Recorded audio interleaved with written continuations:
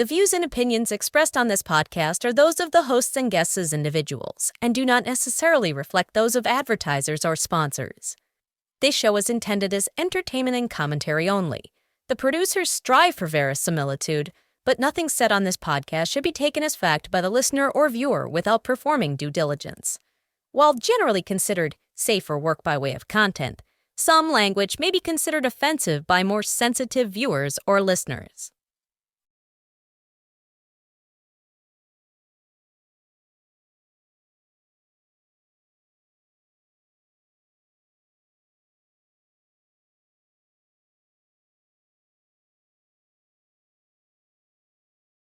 Okay. I think that's it.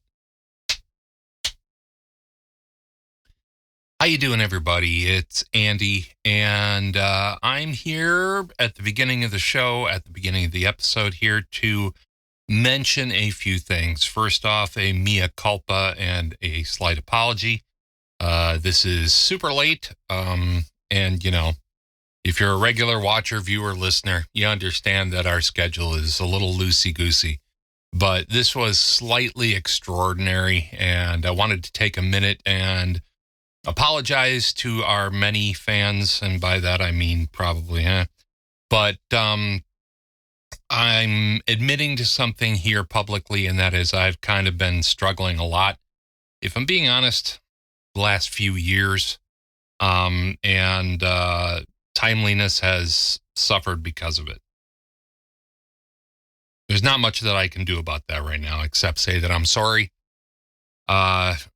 And not sorry with a capital S, big boo-hoo thing. However, I'm also coming out and saying that things have been really challenging the last while for me in particular. And it makes getting in here into the studio to do this kind of work pretty challenging. Don't get me wrong, I still really like our show, and I like my friends. And I like getting a chance to do something with them. It's frankly, it's important to me to be able to do that. That it's a public thing, I guess that's great. I don't know. But I'm mentioning the fact that I've been struggling with a number of things lately, and I'm not going to go too deeply into it all, except to say that I'm doing the best that I can. And things are better, and then they're not, and then they're better again, and we're in a better period. But I also want to mention that we're going to be taking June off. There's not going to be an episode in June. We're ending the season here. Season 8 will end with episode 5. Not that those things matter. They're totally arbitrary, and we all know and kind of look at it as a little bit of a joke. But we're going to be taking June off. We'll be back in July, but in June, there is a chance that you're going to be getting something else from me, or something else from us, but primarily me. There are a couple things that I want to experiment with, and this will be a good time to do that. And so you'll probably get something in June, but you don't know what it is, and to be perfectly honest, I don't either. But we will be back with season 9 or series 9 for our UK friends, starting in July. But I just want to take a minute and to all our listeners, wherever you are around the world, we are living in very, very challenging times, and I personally feel it's important to stay talking about the challenging, tough things that we're all going through. I know for me personally that when I do, I feel better about them. And it seems to be the case that we're having challenging times all over the world right now, and have been for quite some time. So please do everything you can to be kind to everyone around you, be it a relative, a partner, a friend, hell, even a stranger. It's important. More than ever. But until we see each other again, I want to thank our continuing supporters, our buddy Jason, my friend Liam, my friend Stephen, our friend, my cousin Michelle, and numerous other people whose name don't get mentioned, but all 7 of you, including those in India, that you stuck with us financially or not, that you stuck with us and you keep looking back in, means something. Means something to me personally, and I'm grateful for it. And, I will always understand if your financial support does not stay. I am deeply grateful for that because we do incur some costs in doing this show, and it's nice to have the ability to spread that cost over other shoulders. And I'm thankful for that. But even if that money support went away, your eyes and your ears and your mind and your heart support, that means as much. Really does. So until next time, everybody, until July, keep your hat on, because we may end up miles from here. Talk to you soon, folks. Peace.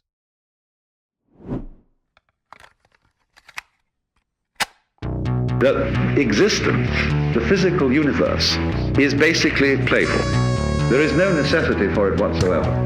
It isn't going anywhere. That is to say, it doesn't have some destination that it ought to arrive at. This is Keep Your Hat On, a show by 3 nerdy nobodies and 1 nerdy kinda a somebody about nothing in particular. Wide-ranging and freewheeling, KYHO is 4 guys trying to make sense of anything and everything.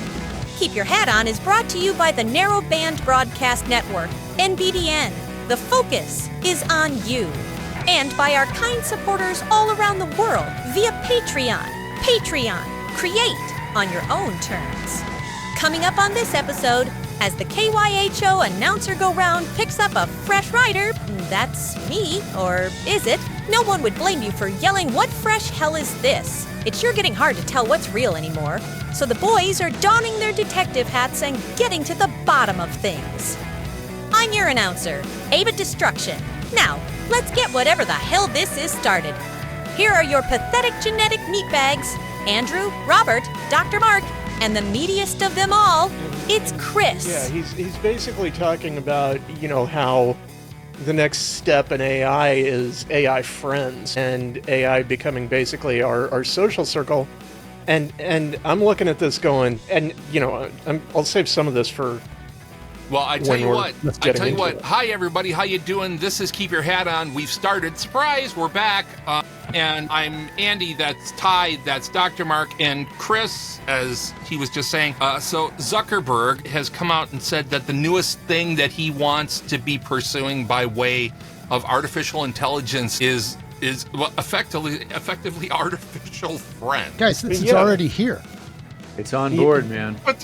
You not only a friend, but you can get an AI partner, girlfriend, boyfriend. Yeah. You can get let Chris go with this. AI counselor. Yeah. So you're exactly right, Ty. And so a little background on this. So this week Zuckerberg did an interview, and it got picked up by a few other news YouTube, news and information. And, I first caught wind of it watching Johnny Adirola on TYT, who's like the only guy worth watching on TYT anymore because the whole, I didn't even realize that Young Turks was still a going concern. It's falling apart. It's collapsing into a sad Mexican soap opera.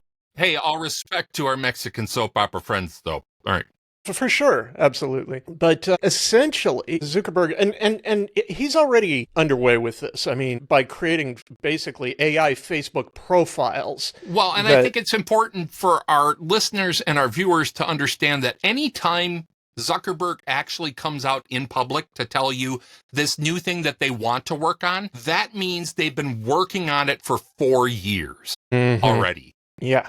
Yeah, and that it's already there. Oh, wow. Oh, I did something funny here. You've got an extra guest. We Hey, got- Mark, how we got are Dr. you? Mark Rocket? in stereo. Philosophers now. I'll be back. Oh, that sounds really cool, the way the doubling of the voices. Yeah, it was good in stereo. What are you talking about? All right, yeah, we're back down to just one. Oh, I'm still hearing you. professor. Wait, this is really odd because I can't find.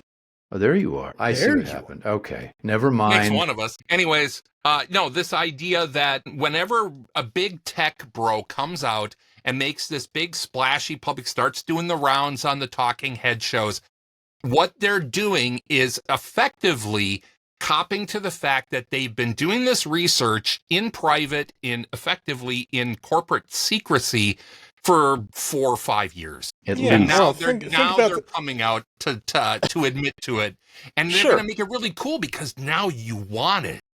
Well, right. And, this is definitely nothing new in Facebook land. I mean, think about all the chatter about the metaverse, 2-3 years ago, and that completely fell on its face. I I was because just going to say, it was because absurd. the only people chatting about the metaverse was Mark Zuckerberg. Well, right, and Maybe all of the bots. There We'll were get some to that. idiots who bought into it and were really excited about it. And oh my God, this is going to be the next big thing. And there was metaverse real estate. I don't want to go down that whole I rabbit hole. was just saying, Snoop Dogg probably lost his. Oh, right? yeah. Well, he was all over it. Yeah, But- he and Martha were going to have their own little bodega in the Look, metaverse, right? oh, come on. Making Yeah. pot brownies. Can I say Right. that on TV now? Yeah. Right. So let's refocus. So AI friends, I mean, basically Refocus implies that we were focused at one we were point. ever focused, right? So and he's doing this interview and I mean, it's well worth at least a short watching the highlight reel, because he says with utterly no self-awareness, no sense of irony, no recognition of the absurdity of his argument. He basically, he's laying out this, well, yeah, sure, it's the natural next thing. There's this loneliness epidemic out there, and people don't have time for real friends, and et cetera, et cetera. But then he says, and we've already got AI girlfriends and AI therapists. And so this is the case he's making. And it's like, whoa, hold the phone for a minute, because those are massively problematic. It's right? just like saying, well, we've already got atomic bombs and we've already got thermonuclear bombs. We could really use something like, a neutron bomb that leaves the buildings in place but just eliminates all the humanity. Something bigger. Yeah. I mean, without even acknowledging the massive destructive danger that AI therapy and AI girlfriends pose. And I mean, that's a rabbit hole I'm happy to go down with anybody who will follow me discussing it. But this idea of AI friends turning our social circles, I mean, and to me, when I saw the video about this that Ayarola did, what really became very clear to me is Zuckerberg has this really weird dystopian vision of the future where we are all isolated in our own little bubbles. We all crawl inside of our own heads. We have our entire social life on our phone, in our computer, and we're just walking down the street, bumping past and getting to the point where we don't even realize it's other people that we're bumping into as we're walking down the street. It's that famous scene from Wall-E, right? Where everybody is in their chair. They're just these gigantic blancmanges of immovable fat. Blancmange, good word. And I've been looking for a place to use blancmange for like the last 48 hours. And I've been by myself, so you guys are my only outlet. I think the thing for me that bubbles up with this, first off, I find it interesting that the primary place that you saw Zuck talking about this was the Young Turks. Yeah, that is weird. Well, to be clear, it was the damage report, but... Okay, but still. Same channel. When you talk, I was just going to say, when you talk about the bandwidth and where it's focused at, right? Yeah. Now... Right. 6-8 years ago, the Young Turks were one of the hottest properties in the information sphere. And part of that reason is because they were appealing to the demographic, the golden demographic, right? We're talking 22 to 34-year-olds, essentially right now what they now derogatorily refer to as Bernie bros, okay? The whole progressive left really was anchored on the Young Turks. And now for Zuckerberg to primarily be aiming this explanation there. Well, he wasn't actually on the Young Turks. So this is a breakdown. No, they were showing clips of a separate podcast. Okay. Because part of the thing that occurred to me about if what I was explaining was right and it's not, but I think it's still salient, is Zuckerberg is repeatedly aiming himself into these media channels, thinking that he's appealing to the right group of people when he's not. You know, the only person that Zuckerberg really needs to explain anything to is the Facebook board of directors and the shareholders of Meta. That's right. Yeah. Well, okay. Yeah, true. And maybe possibly some people in power. But at the end of the day, no, it's not going to change his mind. There's still a metaverse. I mean, that should have died as soon as the avatar of Zuck was shown to the public, where he looked like he was made out of plasticine and was a reject from Aardman when they did their latest Wallace and Gromit. I mean, it was just embarrassingly bad. Well, and along that line of thinking, I mean, and I need to tread very, very carefully here, but one of the things that strikes me is somebody who clearly struggles with human social mores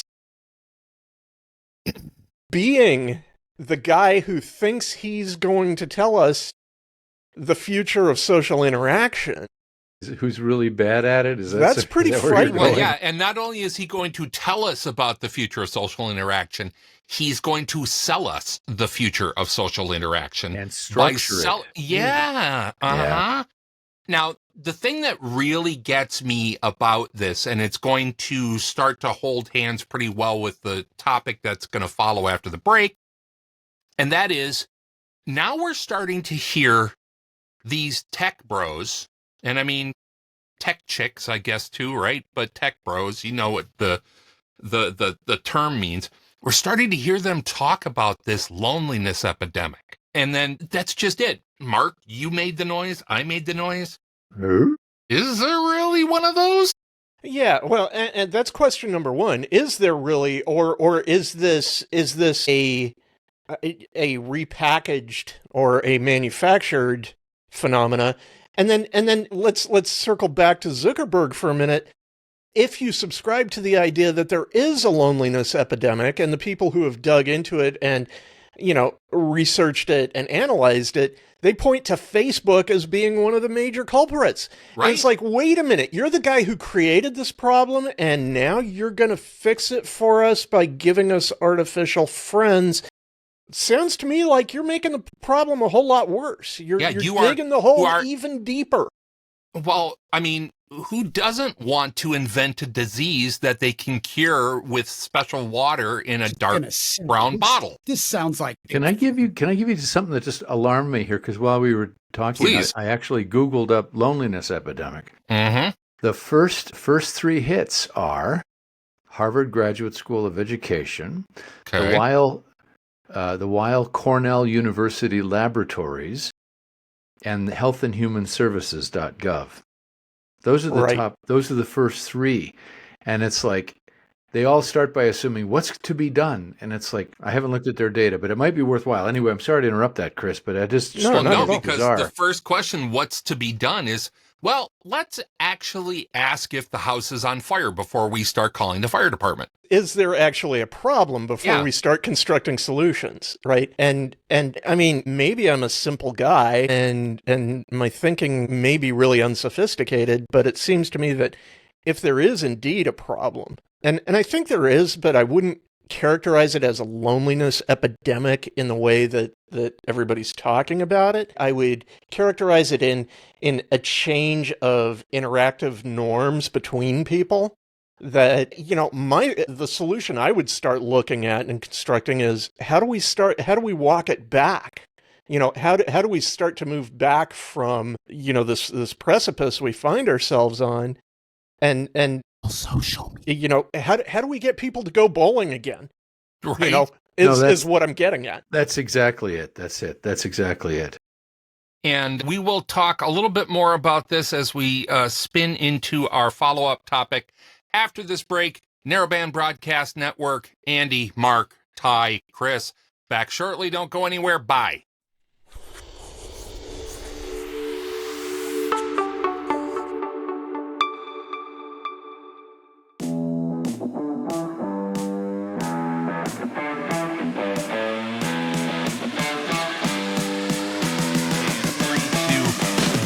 And we're back, and Chris brought up this idea of the loneliness epidemic and Mark Zuckerberg sweeping in from the metaverse cartoon land to be your fake friend and sell you more. Collect all four.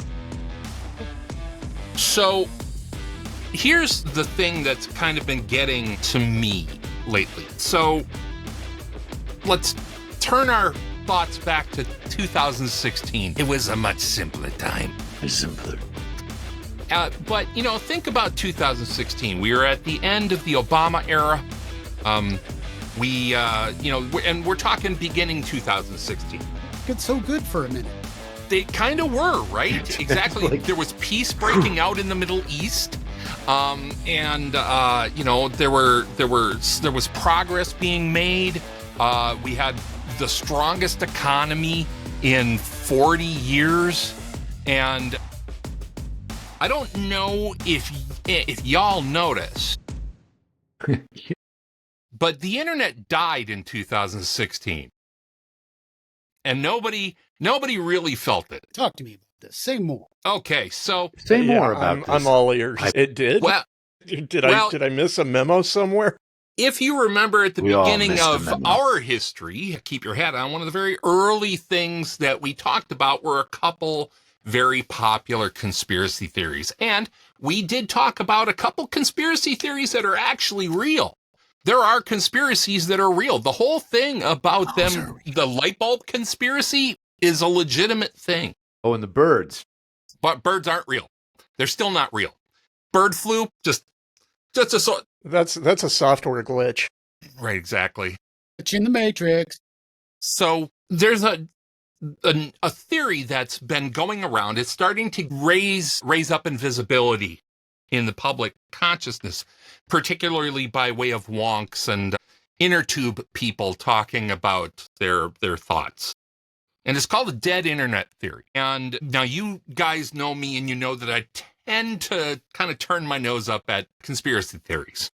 Now, before we go any further, I'm just going to lay out a couple very quick definitions. Number one, a conspiracy is when a bunch of people gather together in secret to try to effect change that they don't want you to know about. And a conspiracy theory is a theory about those people doing that. There you go. Normally, conspiracy theory is often tied to deep and seedy hidden government agencies and or the intellectual Illuminati. Or pizza restaurants in Washington, D.C. Pizza restaurants, yeah. So what's been going on is this thought experiment called the dead internet theory. And if you do think back to about 2016, there does seem to have been some kind of shift, a change in the way, and boy, I'm going to sound like the kids these days, just the vibe of the internet just changed. It just really kind of shifted gears suddenly. Now, what this theory states, and this theory came about on 4chan, and I'm not going to go deep into the history of how this theory, right? How this theory was built up with who and what. I'll be linking to a couple pieces that I found useful that Dr. Mark and I and Chris and Ty watched to one degree or another. But the guy that really blew this up for me was a technology and science educator named Kyho. And he with the ultimate hair and beard. Kyle is a pretty significant person in the Gen Y millennial information sphere. He gets followed a lot, and he's well respected. And he's very quick to say that I'm just talking to you about something. I think it's bullshit. Here's why XYZ. He was very upfront in saying, I'd love to say that there is no truth to any of this. But, and so let's think back to 2016. Now, all of us, to one degree or another, Dr. Mark and I are pretty familiar with our internet usage history.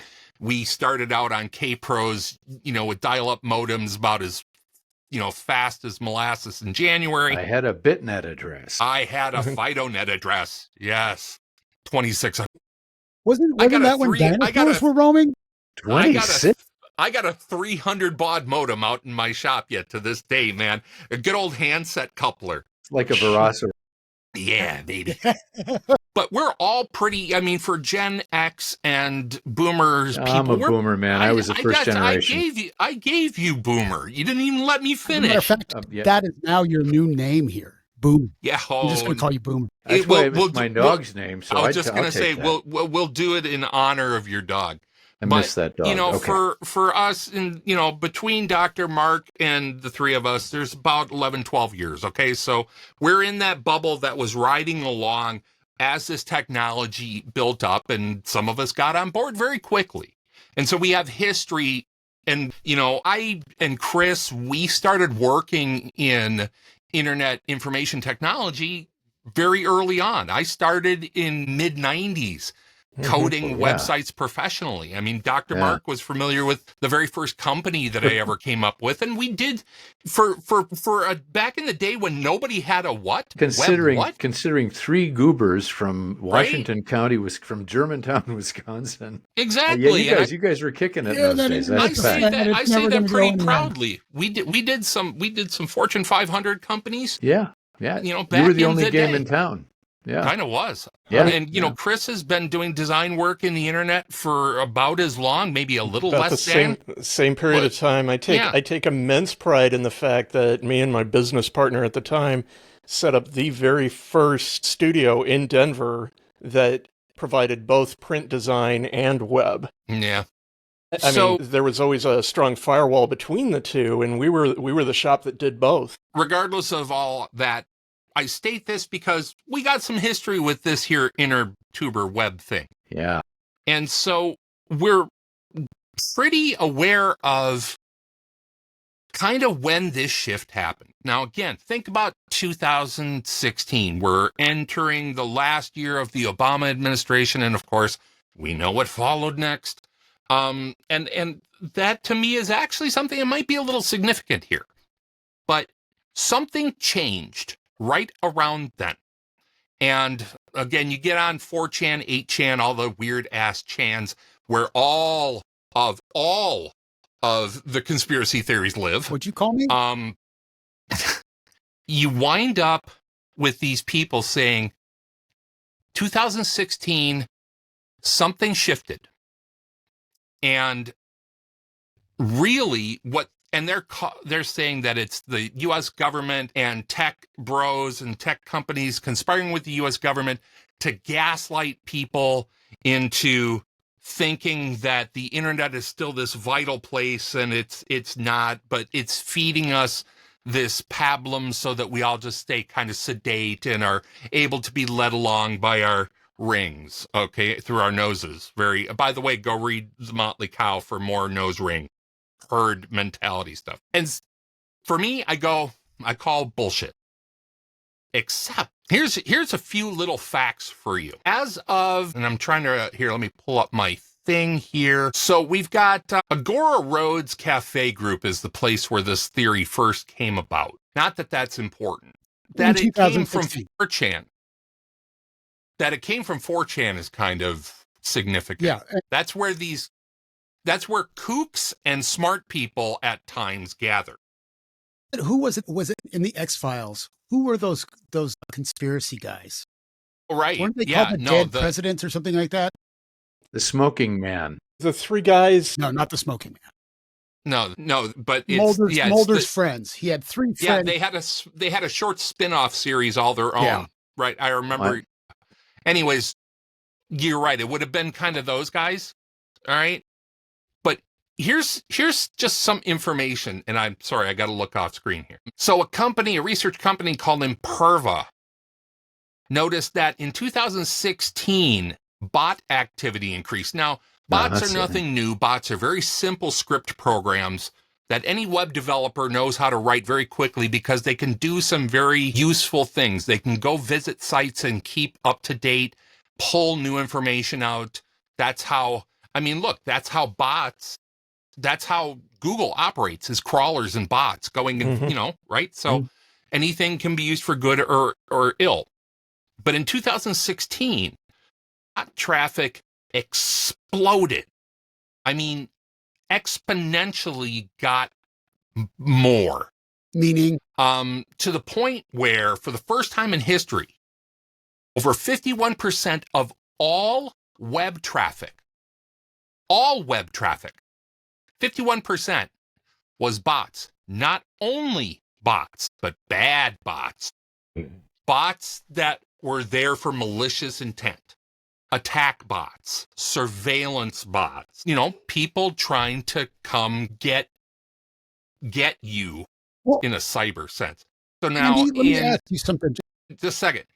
Every third visit to a website, every third visit, 1 out of every 3 was a bad bot acting badly. Ty, what were you saying? Well, so I was wondering as I was listening to you talk to the uptick in bots. Is this about the same time where, Google and Facebook and all those guys are using those bots to kind of see what you're doing on the internet, see what they can sell you and sell your information? Interesting that you bring that up. I mean, this is the cookie cleverness, right? Where they can sort of listen in. And not only that, but this is the beginning of the public's awareness of that as a thing. And so that happens. You got your Zuckerbergs, because now 2016, remember 2008, Obama's first election, where all the news platforms are saying, oh, well, he's one of the first ones to be using social media. And look at how, right? Okay. He was and exactly. BlackBerry addicted. Yeah. Blackberries. Crackberries. Crackberries. Yep. But you're right, Ty. And really what you start to see is, okay, there's a platform called GitHub. GitHub is very important to the programming community. If you're a programmer or a coder and you want help, because look, if you are a coder that only have 2 friends, it's not going to help you troubleshoot your code. Okay. You need stuff happening out in the real world, and you need results to come back in an organized manner. And GitHub allows a developer to put their product out there in a beta format, and it supports all the bug reports and new revisions and all that stuff. Version control, exactly. And everything. forks. Awesome. It essentially allows one guy or girl to essentially act like what a software development team did 10 years before. Back in 2016, GitHub reported that for the first time, 30% of all the code that was being put on the GitHub platform now is written by AI.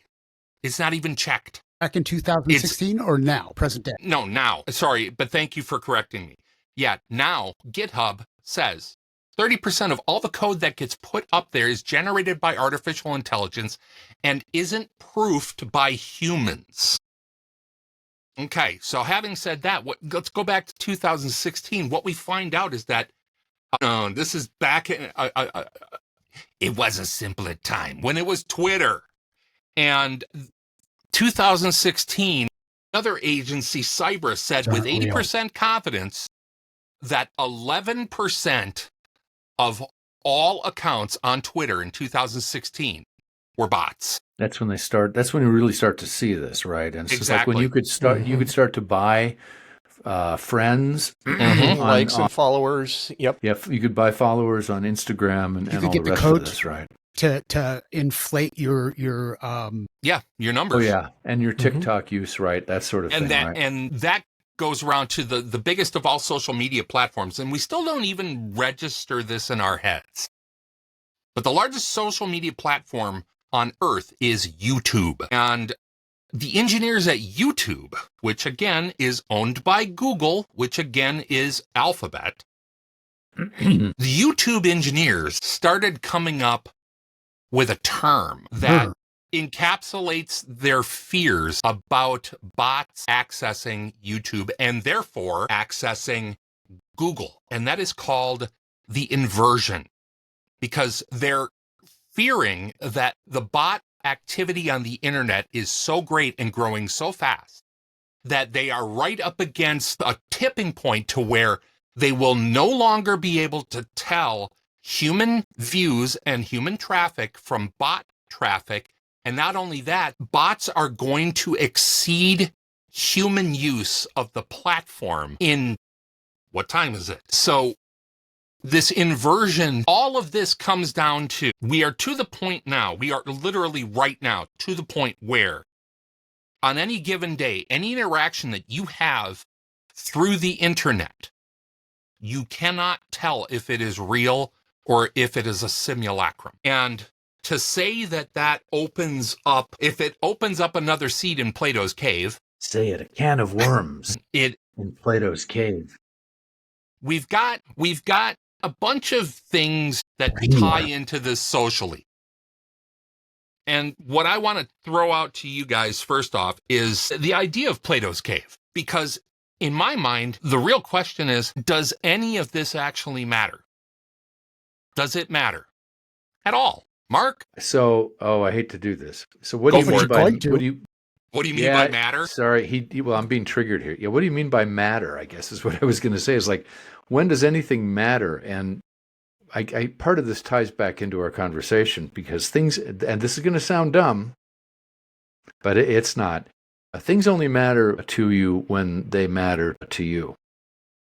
Mm-hmm. And this is like, this gets overlooked a lot. People go, this matters. It's like, so one of the things that's happened, of course, then is there's an endless succession of shadows being cast into the virtual universe that we think are real. And of course, the bots are real, right? But it's a little bit like, I went right to the replicants from Stargate, by the way.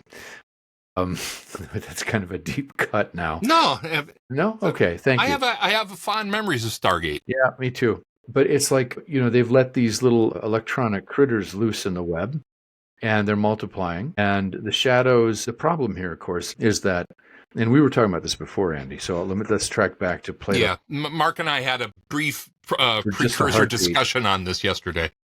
I had to, I taught this sucker for literally like 20 years. And I still remember reading it the first time and kind of going, interesting, And then you read it 10 times later and you go, oh, there's some application here. And then the matrix comes out and then your 20th reading, you're like, well, fuck me.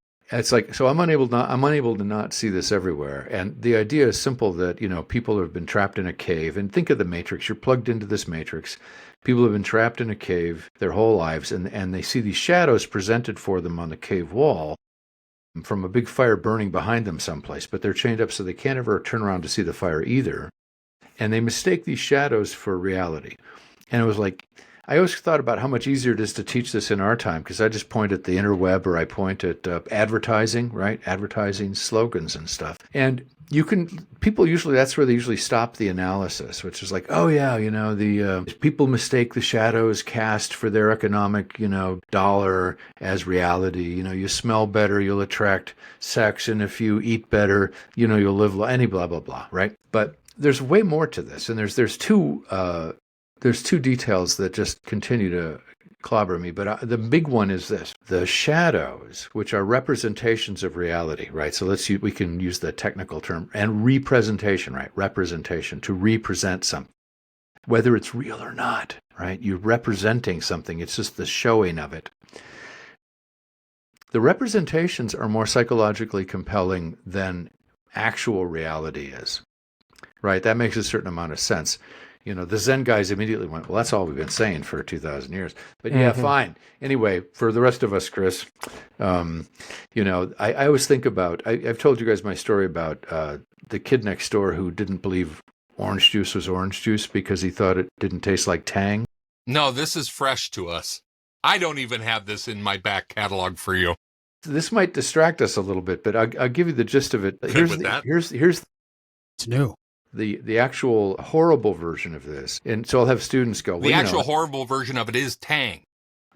I'll come back to it. But the students usually go, well, but we know it's advertising. Here's the interesting thing and the horrible thing. Young people starve themselves to death because of advertising, right? They get the body image, wires itself in, and then listen again.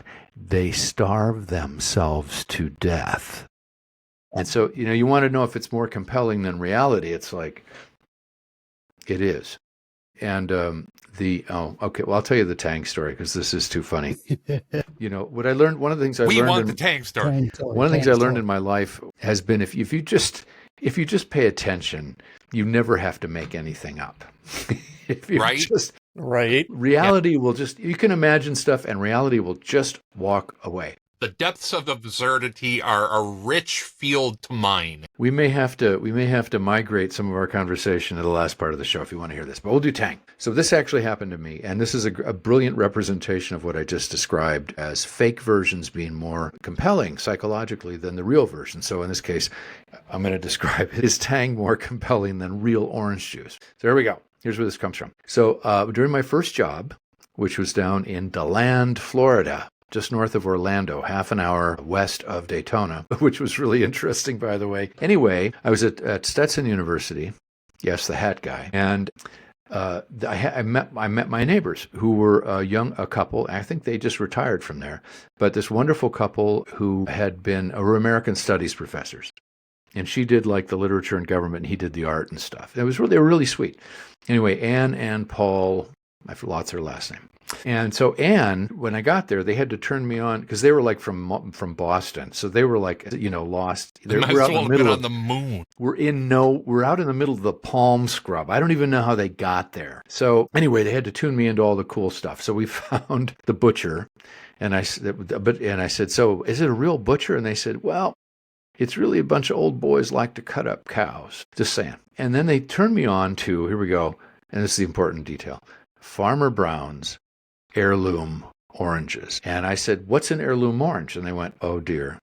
So they drove me out to this, and DeLand is sort of close to the northern edge of the orange habitat. So we drove out, and you have to open a gate and then drive through a big giant orange orchard, and then you get to another gate for a little orchard inside the giant orchard, and that's the Brown's orchard. That's the sign of quality there. And you drive in there, and there's a giant bin of the worst looking oranges you've ever seen in your life. Horrible skins. They look like shit. And it says $5 a crate. So we load up this crate. It's all on the honor system, right? So I think we put in $10 for these. Anyway, so they take me back, and Anne, of course, this is 1988, so we were all good yuppies, right? They drove a Volvo. They did. Of course they did. Boston yuppies? Yeah, they drove a Volvo. I know. I really liked them. Anyway, they had gone like whole hog. She had gone to like the Goodwill store, and she found the old trays that would hold the little tiny orange juice glasses. Right. And she bought like a vintage orange juicer because it was still Florida, right? You could find that stuff floating around down there. Okay. Have any of you all had heirloom oranges? Probably not, unless you've been in Florida. I have. You been down there? Absolutely. Once or twice.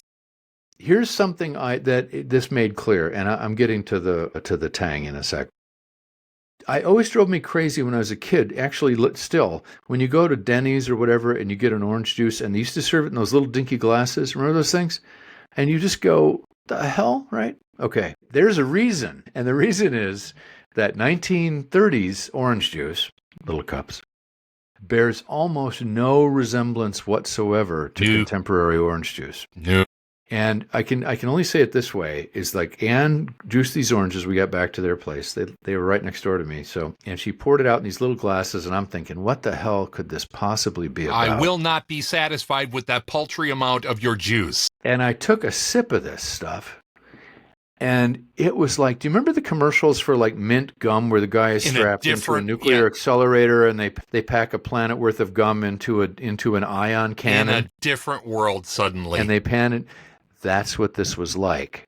The closest thing I can tell you is if you can imagine juicing a lime or a lemon and taking a hit of that, that's how intensely original orange juice was. And that's just it. That's because the citric acid content of those oranges was so much higher. Crazy.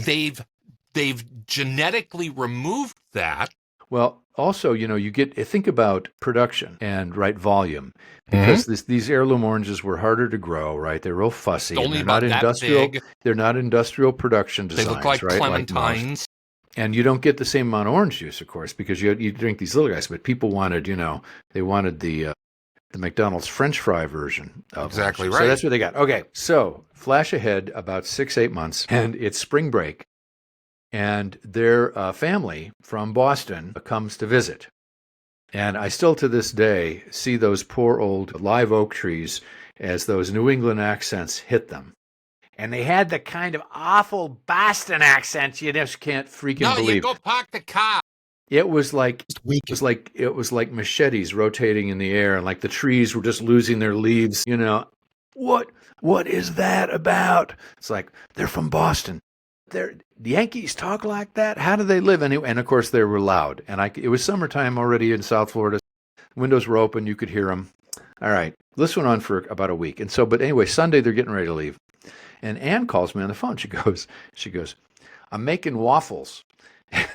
And I've got heirloom oranges. It's like, I'll be right over. It's my first job. I was still essentially a student. So I rush over, and there's her sister and her brother-in-law, who were perfectly nice now. And the two of the most awful children I have ever witnessed anywhere, ever. I mean, in ways that just make you wonder about the future of the species, that level. Gustus and Glue. The one I'm going to describe here in a minute, I'm going to try to be gentle about doing this, his name was Harold, which his mother pronounced Harold. That thing. Who's that? Okay. As she smokes a cigar. Anne brings out, and these By the kids way, are... all you earbud listeners, I apologize. Stand down. Stand by. It's coming. Okay. So this kid Harold is about, I think, like 7 or 8, okay? I think. And unbelievably aggressive. And it was one of those deals where you can tell that when the kids are awful, it's because the parents have actually kind of encouraged the awfulness, right? You see that sometimes? All right. Anne, get the waffles out. Anne carefully, pours out the Eucharistic orange juice on its proper sacristy, and she brings it over and we separate it out, and the adults take a sip and our eyes roll back in our heads. Harold. Precious little Harold. Harold completely fucking loses it. And he starts screaming like, ew, ew, ew, like this. I'll let you fill in an extended version of that. Right. It was horrible. And it went on a long time before his mom said, Harold, don't you like it? And the kid goes, this is horrible. It's horrible. It's horrible. And the mother now starts going, no, it's not. And the kid's going, yeah, it is. And the mother's going, no, it's not. And it's like, there's no adult here. No. Right? This went on also, by the way, for a long enough to where you kind of go, this has gone on too long. And finally his mom starts to go, don't you like it? He goes, this is horrible. And this is what I remember especially. Horrible. It's horrible. And he keeps starting to say this now over and over again. Horrible. And then he gets up and his mother has antagonized him. She goes, Harold, this is real orange juice. You have to drink it. I don't want it. It's horrible. It's horrible. The kid literally gets up out of his chair and he does the kind of little tantrum dance you get from 3-year-olds, Seriously? Yeah. And I'm looking at Ann now and she's like, family is family. Casey hadn't even written that song yet. Anyway. Blood is thicker than orange juice.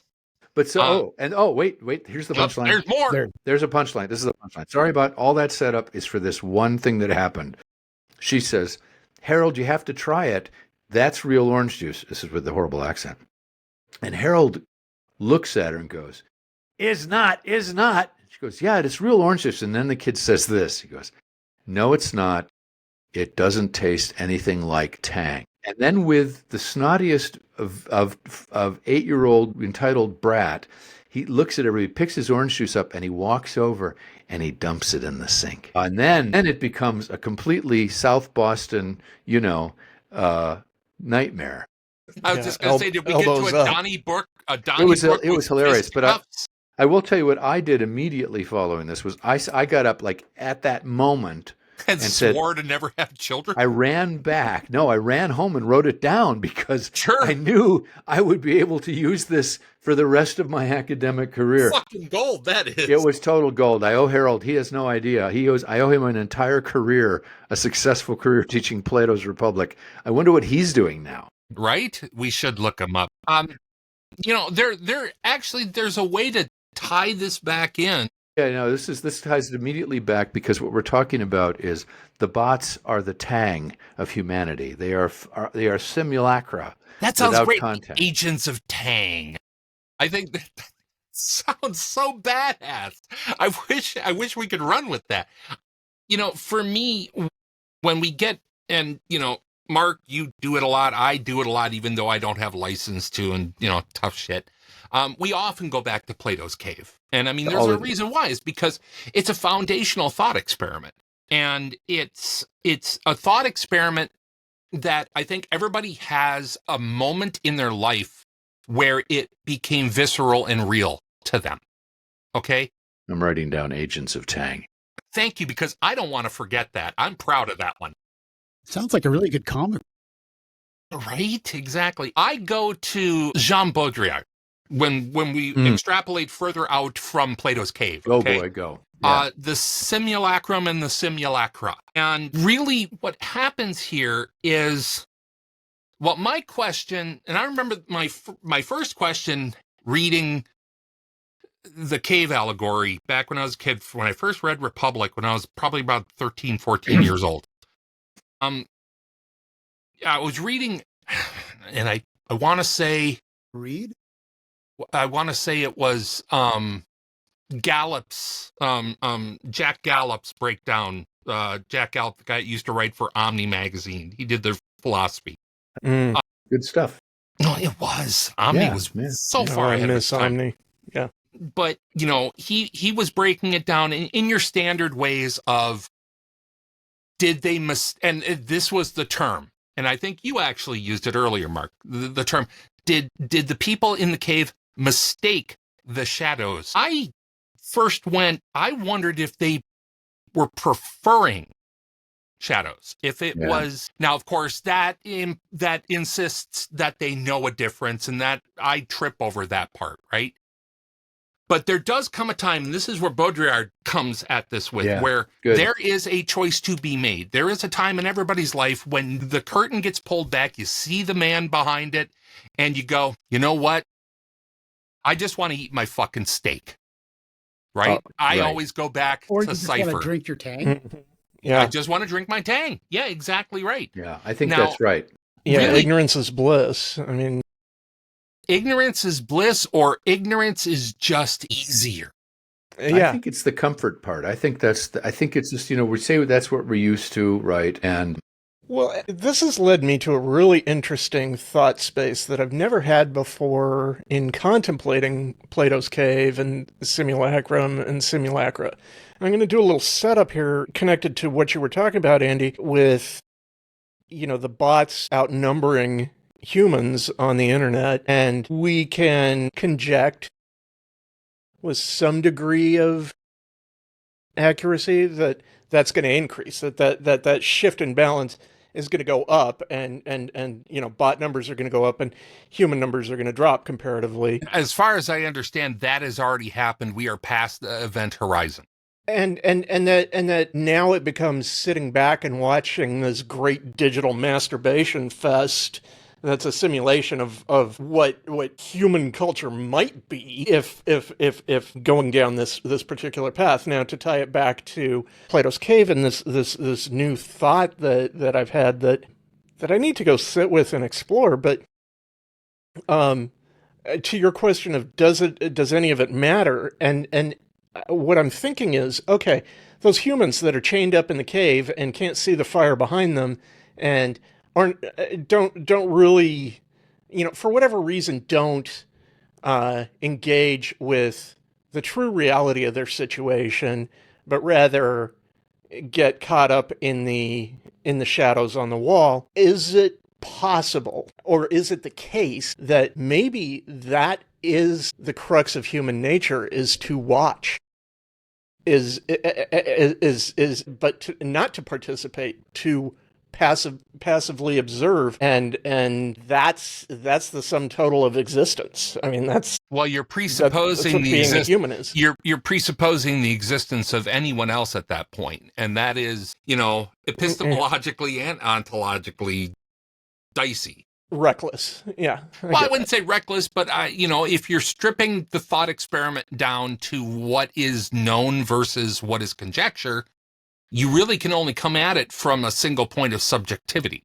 Mm-hmm. And that's what happened to me when I was a young person exploring this idea, until I did get to Baudrillard's thing. We've got the simulacrum and we've got the simulacra. Run those out a little, Andrew. Yeah, run those out a little bit. What you wind up having is an inflection point, a moment where there's a choice to be made, and you can pursue the simulacrum or you can accept the simulacra. You can go, there's something going on outside of my ability to perceive this that I cannot account for, I cannot control, yet it is it's the turning point of this idea of knowable, of knowable. And that's really where the danger happens. And I mean, Mark, you've made a career out of talking about the knowable. And, this all goes back really to the Turing test, which is that, this is really it, right? And because they asked him, of course, how do we know if machines are intelligent? And the test he provided was, if you're talking to the machine and you can't tell whether it's a human or not, it's intelligent. That's pretty much, that boils down to it. And it's like, I mean, we're all old enough to remember ELIZA, I think, which was the very first sort of psychoanalytical, category. It's like, tell me more about blank, right? Whatever it is. And we're way past that now to where, I've been fooling around asking ChatGPT to come up with hilariously off the cuff stuff to try to beat it. Yeah, and except for yesterday, it kicked us in the nuts. Yeah, except it does a great job now. It's like, I've asked it to provide a critique of an AI generated metaverse in the voice of Hunter Thompson, for instance, and it crushed it. Why did I not get that in my email box? I think that I need to see. Yeah, it crushed it. And I had to do it as H.L. Mencken, too. And it was like, last week I had it. I'm actually feeling guilty. I may put this up on the Motley Cow just to see. But I asked it to provide a Swiftian modest proposal for immigration in the United States.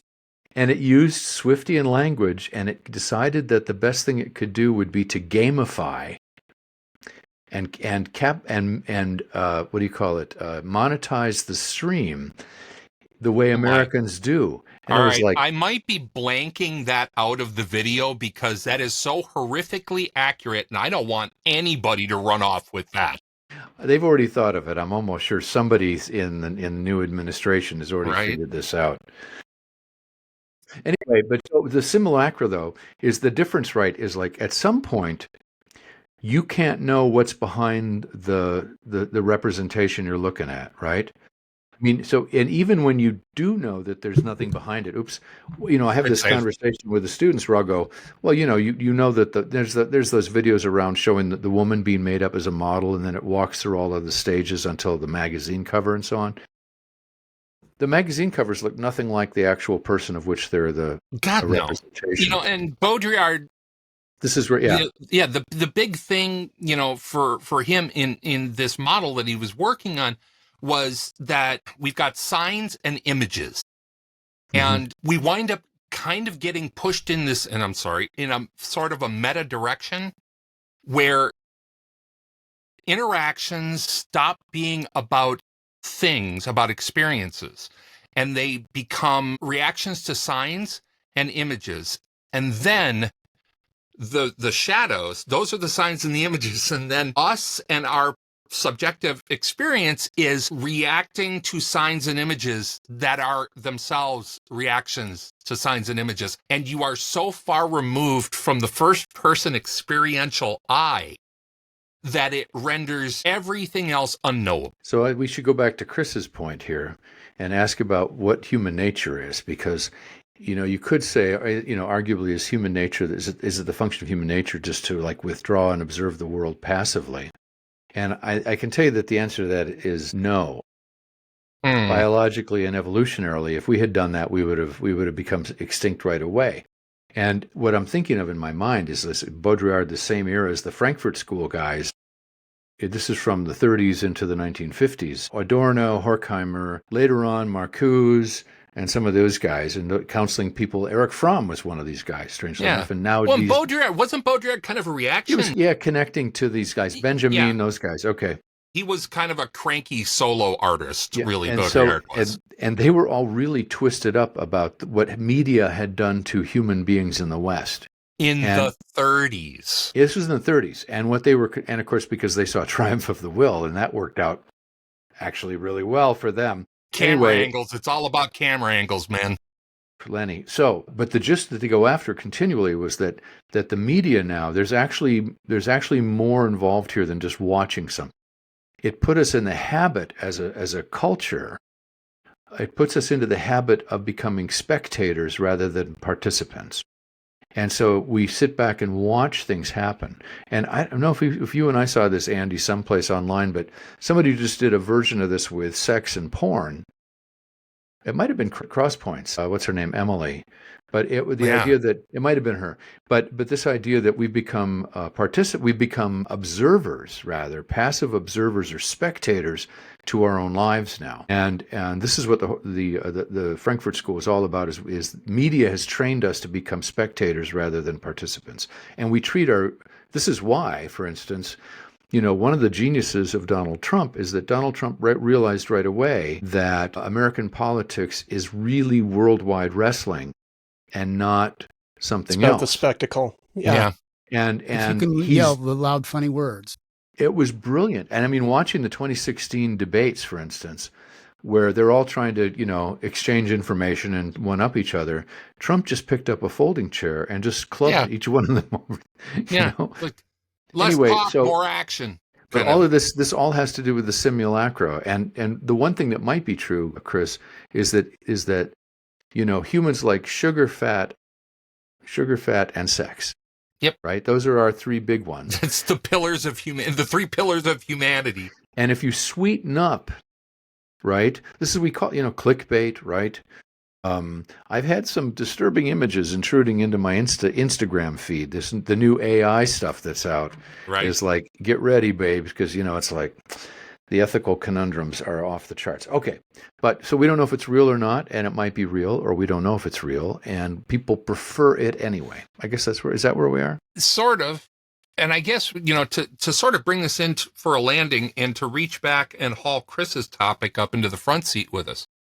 And this idea of this loneliness epidemic that, we, again, aren't sure is actually really a thing. Mm-hmm.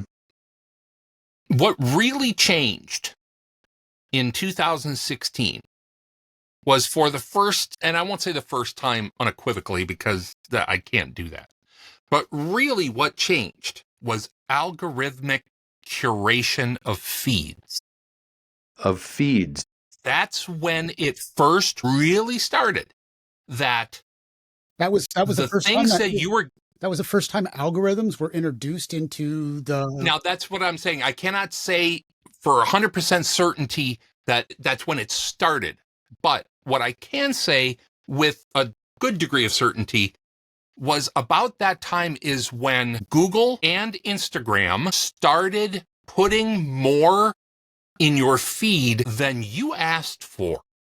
Mm-hmm. Okay, so Facebook, remember back when Facebook was fun and a nice place, and we started sharing pictures of our breakfasts and shit, and then all of a sudden you started seeing posts of people going, hey, I just noticed that I'm not seeing a lot of my friends' stuff in my feed higher up. Can you guys post something? And then Instagram, same thing. hey, I'm just suddenly noticing that I'm not seeing. And then hell, it just suddenly shifted. And that's because Google, Alphabet, and a number of other big tech agencies finally seem to have cracked the algorithmic puzzle where, and I'm now, we often hear on YouTube about YouTube's black box algorithm where they don't even know what's in it. Well, the truth of the matter is they do, and they know enough about what's in it to know that they can't understand it. They made it, they can set parameters to it, but they don't quite understand. They don't know what's in the secret sauce anymore because they've blended so many sauces. It's like that bouillonière in France that's got the 500 baguette sourdough starter that they've just kept alive over and over and over again, or that place in New York that's used the same fry grease for 75 years, long since gone that they actually know what's really in it, but they kind of, we used to jokingly say in the fish and psychedelic music community, when you go up and you buy yourself what's referred to as a goo ball, where you eat it and enjoy your lovely evening. Somebody says, hey, what's in a goo ball? And then the answer is, what do you think's in a goo ball? The answer is nobody knows, but we'll find out. Nobody knows, nobody cares. When it happened that we started feeling this change and our feeds changed and we started getting a lot of stuff put in front of us, not I went out and looked for something. Remember back in the days of the internet, you go to a website and you'd enjoy that website and you'd experience that content curation and creation. Now you're getting stuff just put in your face constantly. And it's not stuff that you are interested in, so you click no. You've just given it a data point. And now that data point puts other things in front of you. And maybe you like that. Maybe that. And even to the point where you're scrolling. What the hell is that garbage? I would never click on that. Scrolling. You pausing. The time of your watching pause. That. The time of your pause was used engagement. as a metric. Ooh, he slowed down at that. Or he scrolled back to that. Yeah, exactly. No, every single interaction, every single interface use and interaction of your digital devices are data points that an algorithm uses to decide what to put in front of you next. It seems like it's almost a really large, yet really simple science experiment that anybody can understand. You push button number 1, you get a little shock. You push button number 2, a little pellet of food comes out of the box. Exactly. And maybe it's not by chance that they call it a feed. Well played, Chris. That's actually interesting. At the end of the day, I do come at this from a Zen Buddhist place. I have to. It's what I do. Is the internet dead? That's a grand question. None of us are actually able to answer it. The real question is, does it matter if the internet's dead? Does it matter if you are no longer interacting with actual human beings somewhere? That matters. For me, what that winds up pointing to is this Buddhist idea of dependent originization, dependent arising, where at the end, it doesn't matter. What matters is how I react to all of it. And that's the thing that bothers me the most about this idea of algorithmic curation, is because if you really strip it down, is no mistake, no accident that the most vulnerable of us are most likely to fall prey to the Pope in a white puffy jacket. Oh, well, it's a photograph. It's real. See, it's our older generations. It's people in cognitive decline who have decent amounts of money in the bank and might want to buy this thing that will definitely make them feel younger. I have, and I'll be putting it here. A science fiction writer named Robert Bloch, most famously 2001: A Space Odyssey. Was Kubrick and Arthur C. Clarke based a lot of their work on Robert Bloch. Bloch had a story where, we used to always have the bugaboo be the advertisers, right? Advertising was the evil that was going to get us. Makes you want Tang because astronauts drank Tang. There's a famous story that Bloch wrote, a famous short story, where an advertising agency figures out how to print letters in the air, physically print in the air. And then suddenly everywhere you go, you see advertising everywhere. And then the letter printing gets out of hand. And instead of seeing it on your way to work, as soon as you open up your front door, there's a letter in front of you. Just these huge things, to the point where now the sky is black with ink and it's choking the people out. And now there's nobody left there's nothing left except advertising. So it's advertising to itself because there's nobody left to consume the message. Sounds right. At the end of the day, Cypher doesn't care. He still enjoys his steak. We got no answers, but we had a very interesting discussion.